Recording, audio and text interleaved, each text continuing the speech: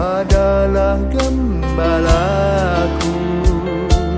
takkan kekurangan aku. Saudara-saudari terkasih, selamat pagi. Salam jumpa lagi dalam Sabda Siap Saji Kamis 4 Maret 2021. Marilah kita berdoa. Dalam nama Bapa, Putra, dan Roh Kudus. Amin. Bapa penuh kasih, Engkau menciptakan manusia sama. Tapi dalam kenyataan hidup sehari-hari ada perbedaan-perbedaan yang menonjol dalam hidup kami. Maka kami mengenal istilah kaya miskin, baik buruk, cantik tampan, biasa-biasa saja. Dan ini menjadikan manusia berbeda satu sama lain, maka tanpa disadari melahirkan kesombongan. Injil pada hari ini membicarakan tentang kesombongan di bumi yang berakhir dengan kekecewaan dan penyesalan. Maka ajarlah kami agar kami tidak menyesal dengan langkah-langkah hidup kami. Kami harus berani menjaga diri, menjaga pikiran, menjaga hati, sehingga kami boleh senantiasa mengikuti Engkau kini dan sepanjang masa. Amin. Tuhan bersamamu dan bersama rohmu. Inilah Injil Yesus Kristus menurut Lukas.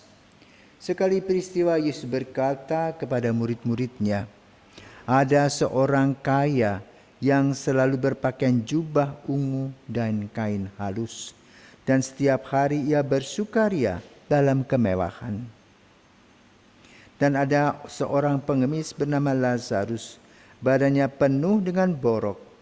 Ia berbaring dekat pintu rumah orang kaya itu dan ingin menghilangkan laparnya dengan apa yang jatuh dari meja orang kaya itu. Malahan anjing-anjingnya datang dan menjilati boroknya. Kemudian matilah orang miskin itu, lalu dibawa oleh malaikat-malaikat ke pangkuan Abraham. Orang kaya itu juga mati lalu dikubur.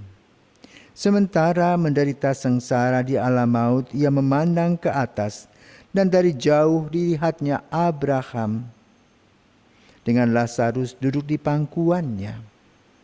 Lalu ia berseru, Bapa Abraham, kasihanilah aku. Suruhlah Lazarus mencelupkan ujung jarinya ke dalam air dan menyejukkan lidahku, sebab aku sangat kesakitan dalam nyala api ini. Tetapi Abraham berkata, anakku, ingatlah engkau telah menerima segala yang baik semasa hidupmu, sedangkan Lazarus segala yang buruk. Sekarang ia mendapat hiburan dan engkau sangat menderita. Selain daripada itu di antara kami dan engkau terbentang jurang yang tak dapat terseberang, sehingga mereka yang mau pergi dari sini kepadamu ataupun mereka yang mau datang dari situ kepada kami tidak dapat menyeberangi. Kata orang itu, kalau demikian, aku minta kepadamu Bapa, supaya engkau menyuruh ia ke rumah ayahku, sebab masih ada 5 orang saudaraku, supaya ia memperingatkan mereka dengan sungguh-sungguh, agar mereka kelak jangan masuk ke dalam tempat penderitaan itu.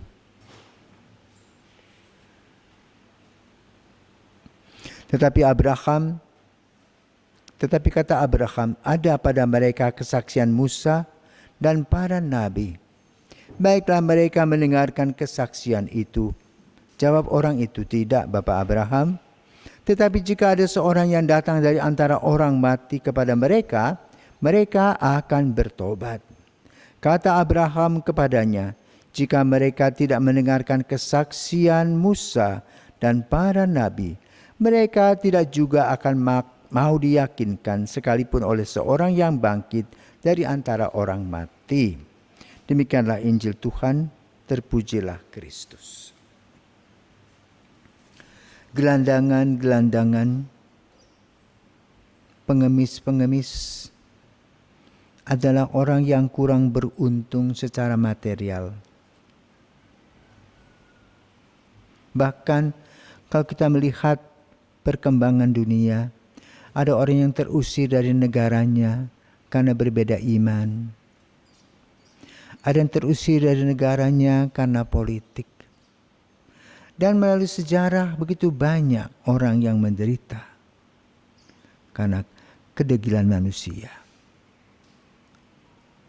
Maka lahirlah istilah kaya dan miskin.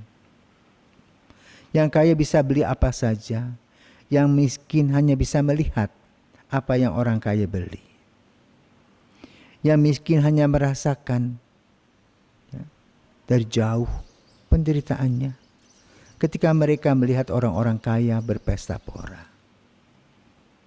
Tapi persoalannya adalah orang kaya mengatakan, loh, kami kan berusaha keras, dan kamu apa yang kamu lakukan?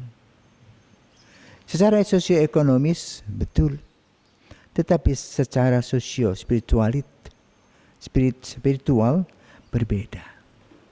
Orang kaya yang digambarkan di dalam Injil pada hari ini adalah orang kaya yang sombong, yang tidak peduli dengan orang-orang miskin.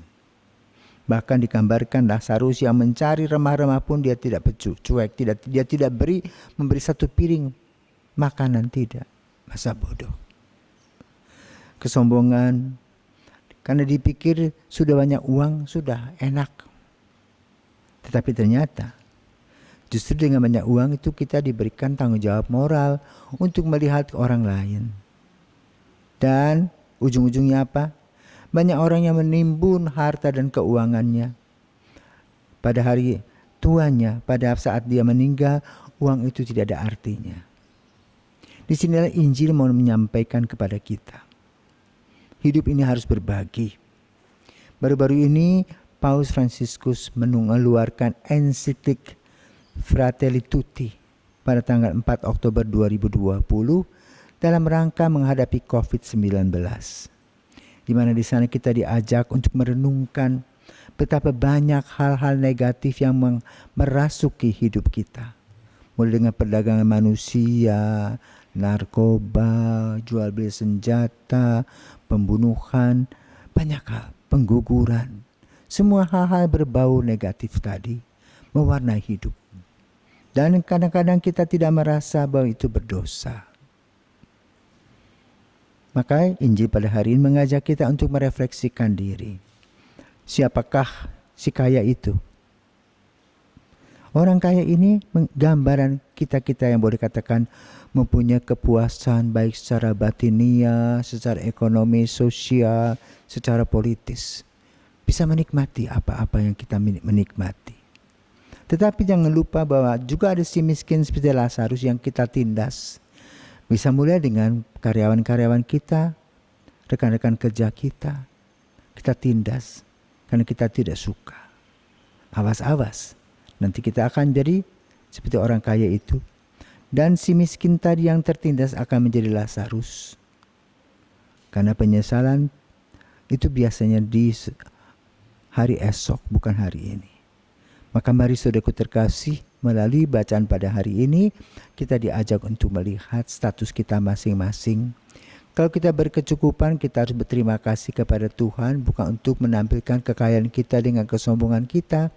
Lalu kita bertanya, apakah aku boleh berbagi? Nah, berbagi dengan ketulusan hati akan menghasilkan buah-buah kasih. Kita harus berkata cukup, karena apa yang kita kumpulkan kalau banyak, kita tinggalkan untuk anak-anak kita, akan terjadi pertengkaran, berebut harta warisan. Tetapi kalau kita menanamkan nilai-nilai kebaikan, anak-anak tidak akan merebut nilai-nilai itu, tetapi mereka akan menaburkannya juga karena mendapatkan contoh dari orang tua. Maka marilah kita berkata cukup, sehingga kita boleh punya kelebihan dan membagikannya kepada orang lain. Itulah persaudaraan. Itu yang ditekankan dalam ensiklik Fratelli Tutti. Hidup berbagi dalam persaudaraan tanpa harus melihat warna kulit, agama, suku, budaya, bangsa, tetapi satu di dalam Tuhan. Sehingga kita boleh saling berbagi dan saling memberkati. Selamat pagi.